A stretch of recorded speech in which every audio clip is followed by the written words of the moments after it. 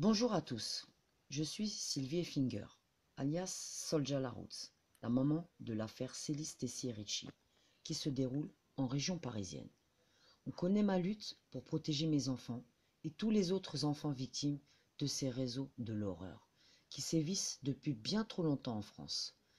Savez-vous que des milliers d'enfants sont arrachés à leur famille sans raison valable, par une mafia de travailleurs sociaux, de juges, de médecins et de directeurs d'écoles corrompus?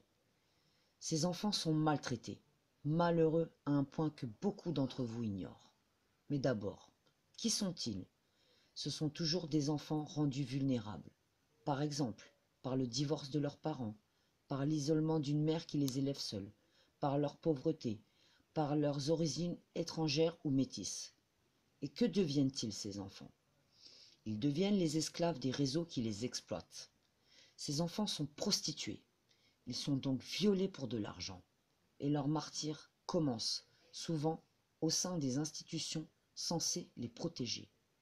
Oui, il y a au sein des services de la protection de l'enfance et dans d'autres administrations, spécialement la justice, des fonctionnaires corrompus indignes de leur charge, qui fournissent à de riches commanditaires des enfants à violer. C'est un commerce très lucratif pour une poignée de gens qui méprisent la vie humaine. D'ailleurs, même en dehors de tout acte prostitutionnel, le simple fait de placer un enfant rapporte aux institutions concernées des sommes considérables. Cet argent, qui est pris aux contribuables et qui se monte actuellement à quelque 7 000 € mensuels pour chaque enfant, est reversé à ces mêmes institutions qui sont censées en faire usage pour l'éducation et l'entretien matériel des enfants. En réalité, cet argent est largement détourné de sa destination. J'ai connu des éducateurs qui roulent en Harley-Davidson et des éducatrices qui portaient du vison et des montres Rolex. Ces personnes auraient été bien incapables de justifier ce train de vie luxueux par leur seul salaire. Pendant ce temps, à de rares exceptions près, nombre d'enfants placés dans des foyers et dans certaines familles d'accueil sont mal nourris, mal soignés, mal vêtus. Souvent, leur loisir se borne à regarder des écrans au lieu de s'épanouir comme tant d'autres enfants en pratiquant la musique ou le sport. Je l'ai dit, il y a des exceptions, mais malheureusement, les foyers qui emploient des éducateurs dévoués et les familles d'accueil bienveillantes ne sont pas la règle. De nombreux enfants en apportent le témoignage douloureux, notamment mon fils Richie et surtout sa sœur Stacy, qui a 15 ans et qui souffre encore des coups répétés que lui portait un éducateur dans un foyer tristement connu dans le Val-de-Marne, à Sucy-en-Brie. Parlons donc de l'aspect le plus grave des maltraitances que subissent les enfants, les viols organisés au sein des institutions qui devraient les protéger. Sachez tout d'abord qu'aucun réseau de pédophilie ne peut exister sans que certains de ses membres n'occupent des postes clés dans la politique et dans l'administration. En particulier, des élus couverts par l'immunité parlementaire et des juges parjurent à leur serment, coopèrent pour assurer l'impunité à toute une pègre de travailleurs sociaux corrompus qui arrachent les enfants à des familles vulnérables, sous des prétextes divers. On a même connu récemment une mère de famille à qui des fonctionnaires volèrent son enfant parce qu'elle était obèse. Pour une fois, la presse en a parlé, mais pourquoi passe-t-elle sous silence les centaines de rapts d'enfants que l'administration commet chaque année sous prétexte de les protéger, et dont la première manœuvre est un rapport mensonger d'un fonctionnaire qui accable des parents dont le seul tort est parfois la misère. Les réseaux pédocriminels ciblent des enfants aux familles vulnérables, mais aussi des enfants qui sont isolés par l'autisme ou par un handicap qui les rend encore plus vulnérables.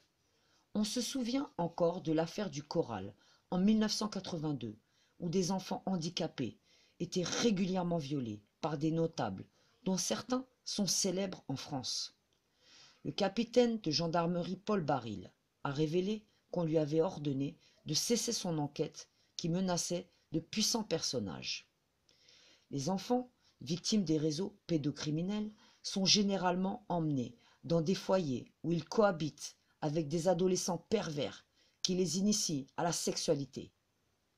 Puis ces enfants subissent des viols à la chaîne de la part d'adultes dont certains sont cagoulés pour protéger leur anonymat. Ces viols peuvent avoir lieu dans des lieux de vie gérés par l'aide sociale à l'enfance, dans des familles d'accueil transformées en bordels pédophiles, ou encore dans des villas ou autres lieux isolés. Outre les viols, les enfants subissent des tortures et parfois des rituels étranges relevant du satanisme. Ces survivants sont un certain nombre à l'avoir rapporté dans des témoignages non concertés, mais pourtant concordants. Ces atrocités sont filmées et photographiées, les vidéos et les albums ainsi constitués se vendant très cher sous le manteau. Il est prouvé que certains enfants ont été tués, à seule fin de satisfaire les amateurs de snuff movies. C'est le nom que l'on donne aux films montrant des tortures et des meurtres non simulés commis sur des enfants. Les motivations des membres des réseaux pédocriminels sont en effet de diverses natures. Les uns veulent assouvir leurs vices, les autres veulent gagner de l'argent.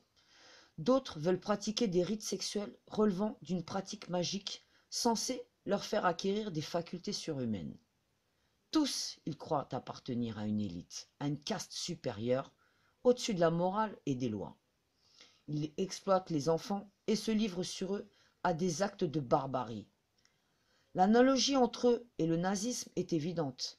Et d'ailleurs, le racisme n'est pas étranger à leurs idées, si l'on en juge par la proportion importante d'enfants de type non européen parmi leurs victimes.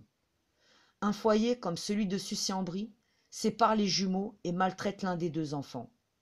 Un célèbre bourreau nazi, le docteur Mengele, agissait de même dans le camp d'Auschwitz.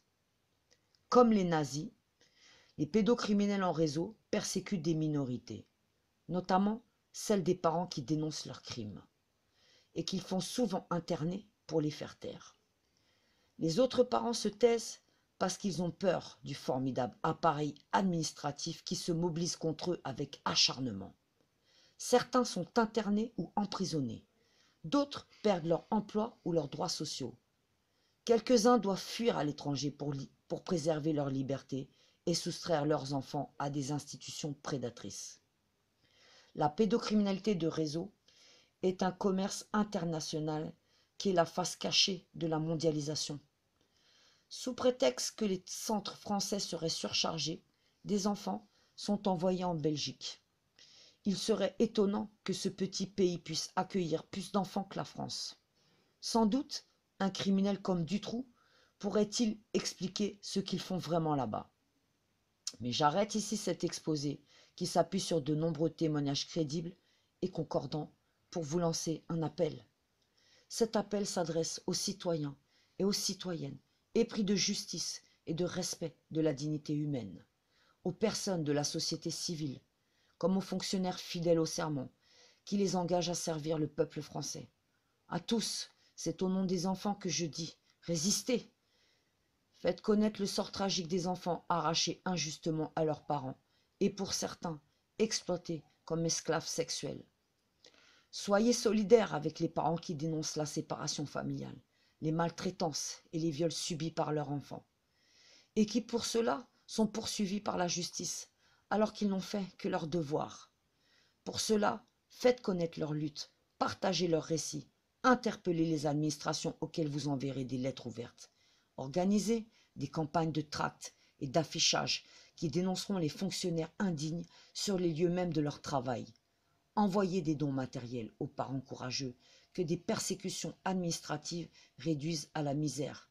Coopérez d'une manière ou d'une autre avec l'action des personnes qui se battent sur le terrain pour dénoncer l'injustice.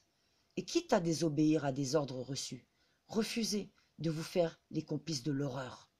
Ce combat pour les enfants nous concerne tous. C'est le combat contre la pire des barbaries et pour l'avenir de l'humanité. C'est aussi notre seule chance de préserver pour les hommes et les femmes qui nous suivront une espérance de bonheur.